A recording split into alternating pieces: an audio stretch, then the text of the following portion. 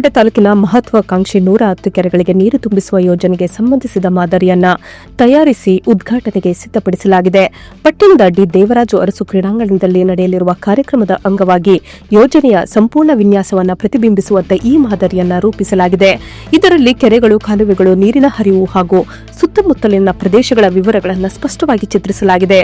ಈ ಮಾದರಿ ಮೂಲಕ ಯೋಜನೆಯ ಕಾರ್ಯಪದ್ಧತಿ ಹಾಗೂ ನೀರಿನ ವಿತರಣಾ ವ್ಯವಸ್ಥೆಯನ್ನ ಸುಲಭವಾಗಿ ಅರ್ಥ ಮಾಡಿಕೊಳ್ಳುವಂತೆ ಮಾಡಲಾಗಿದೆ. ಮಂಗಳವಾರ ನಡೆಯಲಿರುವ ಉದ್ಘಾಟನಾ ಸಮಾರಂಭಕ್ಕಾಗಿ ಎಲ್ಲಾ ಸಿದ್ಧತೆಗಳು ಪೂರ್ಣಗೊಂಡಿವೆ.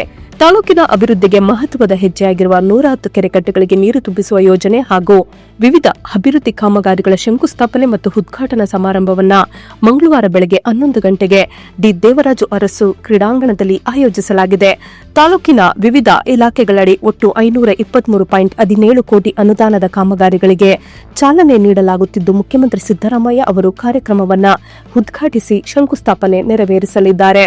ಉಪಮುಖ್ಯಮಂತ್ರಿಗಳಾದ ಡಿಕೆ ಶಿವಕುಮಾರ್ ಸೇರಿದಂತೆ ಪಶುಸಂಗೋಪನೆ ಮತ್ತು ಜಿಲ್ಲಾ ಉಸ್ತುವಾರಿ ಸಚಿವರಾದ ಕೆ ವೆಂಕಟೇಶ್, ಸಮಾಜ ಕಲ್ಯಾಣ ಸಚಿವರಾದ ಡಾ ಎಚ್ ಸಿ ಮಹದೇವಪ್ಪ, ಆರೋಗ್ಯ ಮತ್ತು ಕುಟುಂಬ ಕಲ್ಯಾಣ ಸಚಿವರಾದ ದಿನೇಶ್ ಗುಂಡೂರಾವ್, ಲೋಕೋಪಯೋಗಿ ಸಚಿವರಾದ ಸತೀಶ್ ಜಾರಕಿಹೊಳಿ, ಜವಳಿ ಮತ್ತು ಕೃಷಿ ಮಾರುಕಟ್ಟೆ ಸಚಿವರಾದ ಶಿವಾನಂದ ಎಸ್ ಪಾಟೀಲ ಹಾಗೂ ವೈದ್ಯಕೀಯ ಶಿಕ್ಷಣ ಸಚಿವರಾದ ಡಾ ಶರಣಪ್ರಕಾಶ್ ಪಾಟೀಲ ಕಾರ್ಯಕ್ರಮದಲ್ಲಿ ಭಾಗವಹಿಸಲಿದ್ದಾರೆ.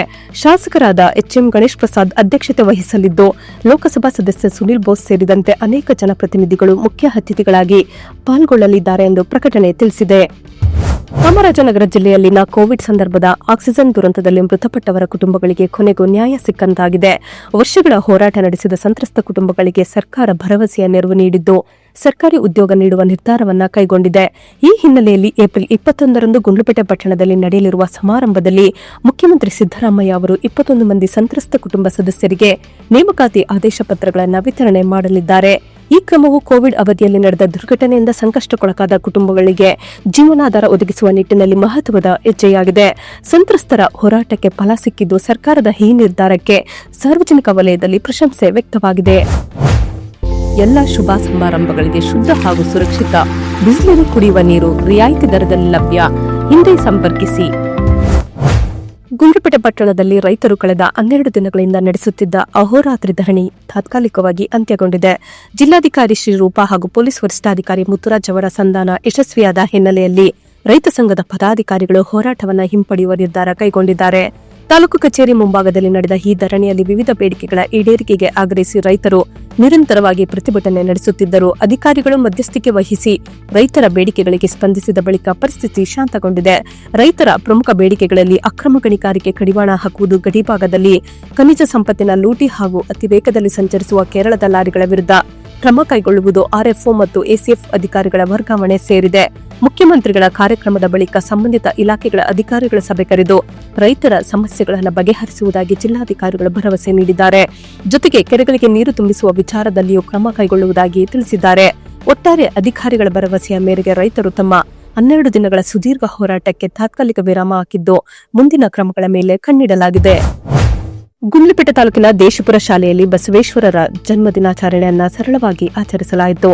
ಈ ವೇಳೆ ಮಾತನಾಡಿದ ಮುಖ್ಯ ಶಿಕ್ಷಕರಾದ ನಂದೀಶ್ ಅವರು, ಬಸವಣ್ಣನವರು ಸಮಾನತೆ ಮತ್ತು ಪ್ರಜಾಪ್ರಭುತ್ವದ ತತ್ವಗಳನ್ನು ಬೋಧಿಸಿದ ಮಹಾನ್ ಸಮಾಜ ಸುಧಾರಕ ಎಂದರು.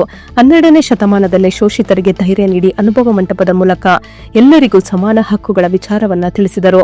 ವಚನಗಳ ಮೂಲಕ ಸಮಾಜದಲ್ಲಿದ್ದ ಮೂಢನಂಬಿಕೆಗಳನ್ನು ಪ್ರಶ್ನಿಸಿ ಜಾಗೃತಿ ಮೂಡಿಸಿದ ಬಸವಣ್ಣನವರ ಚಿಂತನೆಗಳು ಇಂದಿಗೂ ಪ್ರಸ್ತುತವಾಗಿವೆ ಎಂದರು. ಕಾರ್ಯಕ್ರಮದಲ್ಲಿ ಶಿಕ್ಷಕರು ಮತ್ತು ವಿದ್ಯಾರ್ಥಿಗಳು ಭಾಗವಹಿಸಿದ್ದರು. ಗುಂಡ್ಲುಪೇಟೆ ತಾಲೂಕಿನ ಮದ್ದಹಿನುಂಡಿ ಗ್ರಾಮದಲ್ಲಿ ಭೀಮ ಅನುಯಾಯಿಗಳು ಭೀಮೋತ್ಸವ ಊರ ಹಬ್ಬದಂತೆ ಅದ್ದೂರಿಯಾಗಿ ಆಚರಿಸಿದರು. ಗ್ರಾಮದ ಎಲ್ಲೆಡೆಯಿಂದ ಜನರು ಸೇರಿ ಉತ್ಸಾಹಭರಿತರಾಗಿ ಭಾಗವಹಿಸಿದ್ದು, ಭೀಮರಾವ್ ಅಂಬೇಡ್ಕರ್ ಅವರ ಭಾವಚಿತ್ರಕ್ಕೆ ಪೂಜೆ ಸಲ್ಲಿಸಿ ಅವರ ಸಮಾನತೆ ಮತ್ತು ನ್ಯಾಯದ ತತ್ವಗಳನ್ನು ಸ್ಮರಿಸಲಾಯಿತು. ಈ ಸಂದರ್ಭದಲ್ಲಿ ಘೋಷಣೆಗಳು ಮೊಳಗಿದರೆ ಜಾಥಾ ಹಾಗೂ ಸಾಂಸ್ಕೃತಿಕ ಕಾರ್ಯಕ್ರಮಗಳ ಮೂಲಕ ಹಬ್ಬಕ್ಕೆ ಮತ್ತಷ್ಟು ಮೆರುಗು ನೀಡಲಾಯಿತು. ಯುವಕರು, ಮಹಿಳೆಯರು ಹಾಗೂ ಹಿರಿಯರು ದೊಡ್ಡ ಸಂಖ್ಯೆಯಲ್ಲಿ ಭಾಗವಹಿಸಿ ಕಾರ್ಯಕ್ರಮವನ್ನು ಯಶಸ್ವಿಗೊಳಿಸಿದರು. ಗುಂಡ್ಲುಪೇಟೆ ಪಟ್ಟಣದ ಕಾಂಗ್ರೆಸ್ ಕಚೇರಿಯಲ್ಲಿ ಶ್ರೀ ಬಸವೇಶ್ವರರ ಜಯಂತಿಯನ್ನು ಭಕ್ತಿಭಾವದಿಂದ ಆಚರಿಸಲಾಯಿತು. ಕಾರ್ಯಕ್ರಮದ ಆರಂಭದಲ್ಲಿ ಬಸವೇಶ್ವರರ ಭಾವಚಿತ್ರಕ್ಕೆ ಪುಷ್ಪಾರ್ಚನೆ ಸಲ್ಲಿಸಿ ಗೌರವಿಸಲಾಯಿತು. ಈ ಸಂದರ್ಭದಲ್ಲಿ ಮಾತನಾಡಿದ ಮುಖಂಡರು, ಬಸವೇಶ್ವರರ ತತ್ವಗಳು ಸಮಾನತೆ, ಸತ್ಯ ಮತ್ತು ಮಾನವೀಯ ಮೌಲ್ಯಗಳನ್ನು ಸಾರುತ್ತವೆ ಎಂದರು. ಅವರ ಆದರ್ಶಗಳನ್ನು ಪ್ರತಿಯೊಬ್ಬರು ಜೀವನದಲ್ಲಿ ಅಳವಡಿಸಿಕೊಳ್ಳಬೇಕು ಎಂದು ಕರೆ ನೀಡಿದರು. ಕಾರ್ಯಕ್ರಮದಲ್ಲಿ ಮಣಿ ಮಡಳ್ಳಿ, ಮಧುಸೂದನ್, ಚಂದ್ರಶೇಖರ್, ಪ್ರಮೋದ್ ಕವ್ವ, ಮಲ್ಲೇಶ್, ಮಂಜು, ಪಯಾಸ್, ಲೋಕೇಶ್ ಹಾಗೂ ನಾಗರಾಜ್ ಹಾಗೂ ಅಭಿಮಾನಿಗಳು ಭಾಗವಹಿಸಿ ಬಸವೇಶ್ವರರ ಸಂದೇಶಗಳನ್ನು ಸ್ಮರಿಸಿದರು. ಗುಂಡ್ಲುಪೇಟೆ ತಾಲೂಕಿನ ಬಂಡೀಪುರ ಅಭಯಾರಣ್ಯದ ಓಂಕಾರ ವಲಯ ವ್ಯಾಪ್ತಿಯ ಮಂಚಳ್ಳಿ ಗ್ರಾಮದಲ್ಲಿ ಶುಕ್ರವಾರ ತಡರಾತ್ರಿ ಕಾಡಾನೆಯೊಂದು ಹೊಲಕ್ಕೆ ನುಗ್ಗಿ ಭಾರೀ ಹಾನಿ ಉಂಟು ಮಾಡಿದೆ. ಗ್ರಾಮದ ಸುಬ್ಬಮ್ಮ ಸಿಚ್ಚಟ್ಟಿ ಎಂಬ ರೈತರ ಜಮೀನಿನಲ್ಲಿ ಒಂಟಿ ಸಲಗ ದಾಂಧಲೆ ನಡೆಸಿ ಸುಮಾರು 13ಕ್ಕೂ ಹೆಚ್ಚು ಸೋಲಾ ತಂತಿ ಬೇಲಿಗಳನ್ನು ತುಳಿದು ಹಾನಿಗೊಳಪಡಿಸಿದೆ. ಜೊತೆಗೆ ಅರ್ಧ ಎಕರೆಗೂ ಹೆಚ್ಚು ಈರುಳ್ಳಿ ಬೆಳೆ ನಾಶವಾಗಿದ್ದು ರೈತರಿಗೆ ಲಕ್ಷಾಂತರ ರೂಪಾಯಿ ನಷ್ಟ ಉಂಟಾಗಿದೆ ಎಂದು ತಿಳಿದು ಬಂದಿದೆ.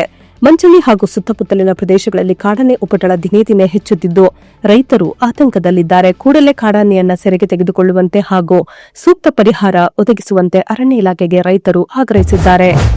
ಎಲ್ಲ ಶುಭ ಸಮಾರಂಭಗಳಿಗೆ ಶುದ್ಧ ಹಾಗೂ ಸುರಕ್ಷಿತ ಬಿಸಿನೀರು ಕುಡಿಯುವ ನೀರು ರಿಯಾಯಿತಿ ದರದಲ್ಲಿ ಲಭ್ಯ. ಹಿಂದೆ ಸಂಪರ್ಕಿಸಿ.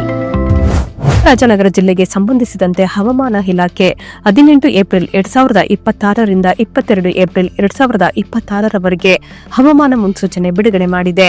ಈ ಅವಧಿಯಲ್ಲಿ ಜಿಲ್ಲೆಯಲ್ಲಿನ ಗರಿಷ್ಠ ತಾಪಮಾನ ಸುಮಾರು 37 ರಿಂದ 38 ಡಿಗ್ರಿ ಸೆಲ್ಸಿಯಸ್ ನಡುವೆ ಇರಲಿದ್ದು ಕನಿಷ್ಠ ತಾಪಮಾನ 23 ರಿಂದ 24 ಡಿಗ್ರಿ ಸೆಲ್ಸಿಯಸ್ ಮಟ್ಟದಲ್ಲಿ ದಾಖಲಾಗುವ ಸಾಧ್ಯತೆ ಇದೆ.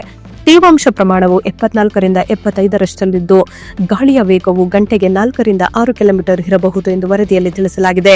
ಕೆಲವು ದಿನಗಳಲ್ಲಿ ಮೋಡ ಕವಿದ ವಾತಾವರಣವಿದ್ದು ಗುಡುಗು ಸಹಿತ ಮಳೆಯಾಗುವ ಸಾಧ್ಯತೆ ಇದೆ ಎಂದು ಇಲಾಖೆ ಎಚ್ಚರಿಸಿದೆ. ಹವಾಮಾನದಲ್ಲಿ ಉಷ್ಣತೆ ಜೊತೆಗೆ ತೇವಾಂಶ ಹೆಚ್ಚಿರುವುದರಿಂದ ಸಾರ್ವಜನಿಕರು ಹಾಗೂ ರೈತರು ಮುನ್ನೆಚ್ಚರಿಕೆ ವಹಿಸುವಂತೆ ಸೂಚಿಸಲಾಗಿದೆ. ವಿಶೇಷವಾಗಿ ಮಿಂಚು ಗುಡುಗು ಸಂದರ್ಭಗಳಲ್ಲಿ ಸುರಕ್ಷಿತ ಸ್ಥಳದಲ್ಲಿ ಇರಲು ಇಲಾಖೆ ಸಲಹೆ ನೀಡಿದೆ. ಗುಂಡ್ಲುಪೇಟೆ ಪಟ್ಟಣದ ಪುರಸಭಾ ಕಚೇರಿಯಲ್ಲಿ ಬಸವ ಜಯಂತಿಯನ್ನು ಸರಳವಾಗಿ ಆಚರಿಸಲಾಯಿತು. ಸಿಬ್ಬಂದಿ ಮತ್ತು ಆಡಳಿತ ವರ್ಗವು ಬಸವಣ್ಣನವರ ಭಾವಚಿತ್ರಕ್ಕೆ ಪುಷ್ಪಾರ್ಚನೆ ಸಲ್ಲಿಸಿದರು. ಈ ಸಂದರ್ಭದಲ್ಲಿ ಮುಖ್ಯಾಧಿಕಾರಿಗಳಾದ ಸರ್ವಣ್ಣರವರು ಮಾತನಾಡಿ ಬಸವಣ್ಣನವರ ತತ್ವಗಳ ಕುರಿತು ಸಂಕ್ಷಿಪ್ತ ಮಾಹಿತಿ ನೀಡಿದರು. ಅವರ ಕಾಯಕವೇ ಕೈಲಾಸ ಎಂಬ ಸಂದೇಶ ಹಾಗೂ ಸಮಾನತೆಯ ವಿಚಾರಗಳು ಇಂದಿಗೂ ಪ್ರಸ್ತುತವಾಗಿವೆ ಎಂದರು. ಕಾರ್ಯಕ್ರಮದಲ್ಲಿ ಪುರಸಭೆಯ ಸಿಬ್ಬಂದಿ ಉಪಸ್ಥಿತರಿದ್ದರು. ಸೊ ಫ್ರೆಂಡ್ಸ್, ಇದಾಗಿತ್ತು ಇವತ್ತಿನ ನ್ಯೂಸ್. ನಿಮಗೆ ಈ ಹೊಸ ಪ್ರಯತ್ನ ಇಷ್ಟವಾದಲ್ಲಿ ಕೂಡಲೇ ನಮ್ಮ ಚಾನೆಲ್ ಅನ್ನು ಲೈಕ್ ಮಾಡಿ, ಶೇರ್ ಮಾಡಿ, ಸಬ್ಸ್ಕ್ರೈಬ್ ಮಾಡಿ.